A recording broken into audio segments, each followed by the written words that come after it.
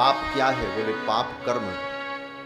और पाप कर्म जो असत कर्म हमारे द्वारा हुए, जो हमारे अंदर मल जम गया जन्म जन्मांतर से, अब उसको मिटाने का उपाय क्या है? बोले शास्त्र कहता है प्रायश्चित करो।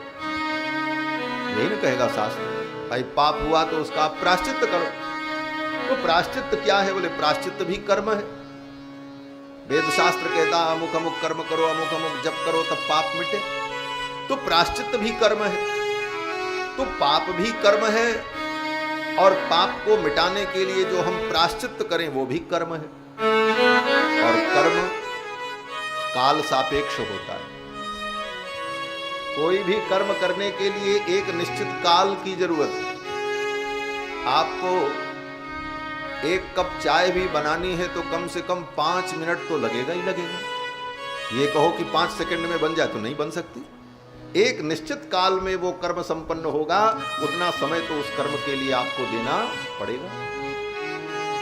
तो जैसे पुण्य कर्म के लिए समय देना पड़ता है, हम पाप कर्म किए तो उन पाप कर्मों में भी समय लगा। एक दिन में तो हमने पाप किया नहीं, अनेक अनेक जन्मों से, अरबों खरबों वर्षों से पाप कर्म किए, तो उन पाप कर्मों को करने में इतना समय लगा। तो आज से उन पाप कर्मों का हम प्रायश्चित शुरू करें तो प्रायश्चित भी कर्म है, और उस कर्म को करने के लिए समय चाहिए। तो कई जन्मों तक हम प्रायश्चित करते रहेंगे, फिर भी जन्म जन्मांतर के पाप मिट नहीं सकते।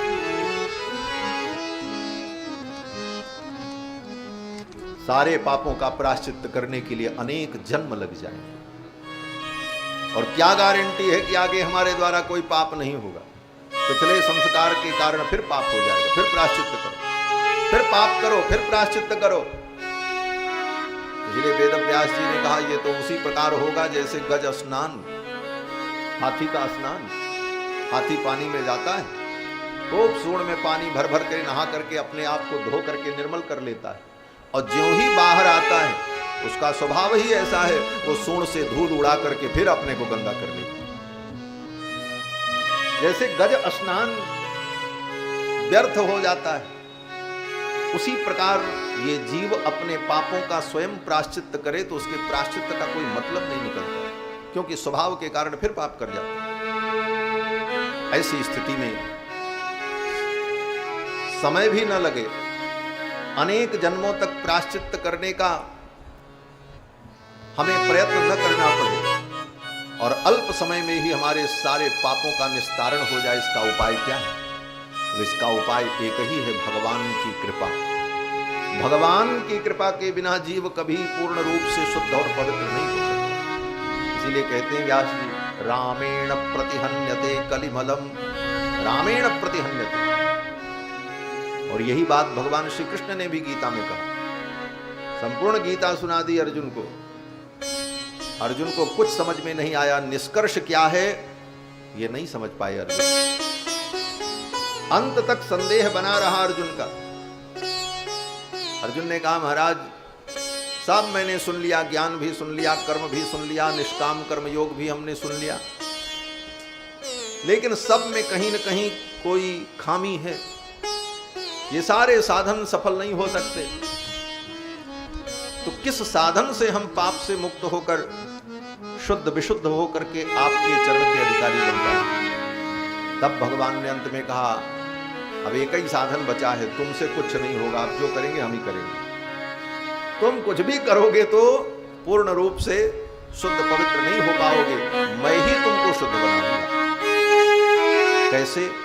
तो भगवान ने कहा माम एकम शरणम ब्रज, मेरी शरण में आ जाओ। अहम त्वा सर्व पापेभ्यो मोक्षयिष्यामि मा शुचः, मैं ही तुमको समस्त पापों से मुक्त करूंगा और तुम शुद्ध हो जाओ। तो रामेण प्रतिहन्यते कलिमलम, भगवान की कृपा हो तभी जीव के ऊपर चढ़ा हुआ ये मल, अज्ञान का मल, पाप का मल दूर हो। और इसके लिए करना क्या पड़ेगा? ये कुछ ज्यादा नहीं करने की जरूरत। कहते हैं रामाय कार्यं नमः, केवल राम जी को प्रणाम कर लो बस।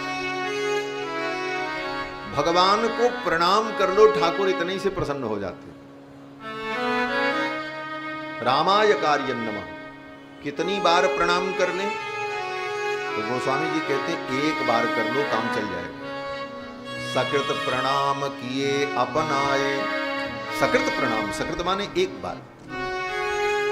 विभीषण शरणागति में भी भगवान कहते हैं सकृदेव प्रपन्नाय, एक बार। सकृत एक बार। एक बार भी अगर जीव भगवान को प्रणाम कर ले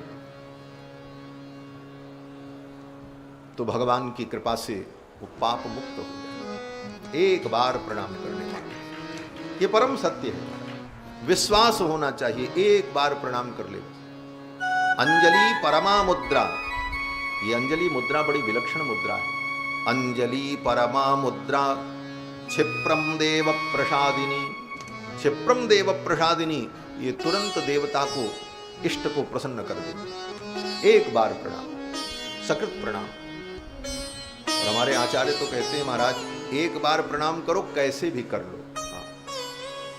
त्वदीय मुद्देश्य कदापि केनचित, आपको उद्देश्य करके, कदापि कभी भी, केनचित किसी भी व्यक्ति के द्वारा, त्वदीय मुद्देश्य कदापि केनचित यथा तथा वापि सकृत कृतोंजलि, जिस किसी भी तरह से उसने आपको प्रणाम कर लिया तो तदैव मुष्णात्यशुभान्य शेषतः, अशेषतः अशुभानि मुष्णाति, उसी समय भगवान उसके संपूर्ण अशुभ को, उसके अशुभ कर्म को, पाप कर्म को मुष्णाति, छीन लेते, बटोर लेते।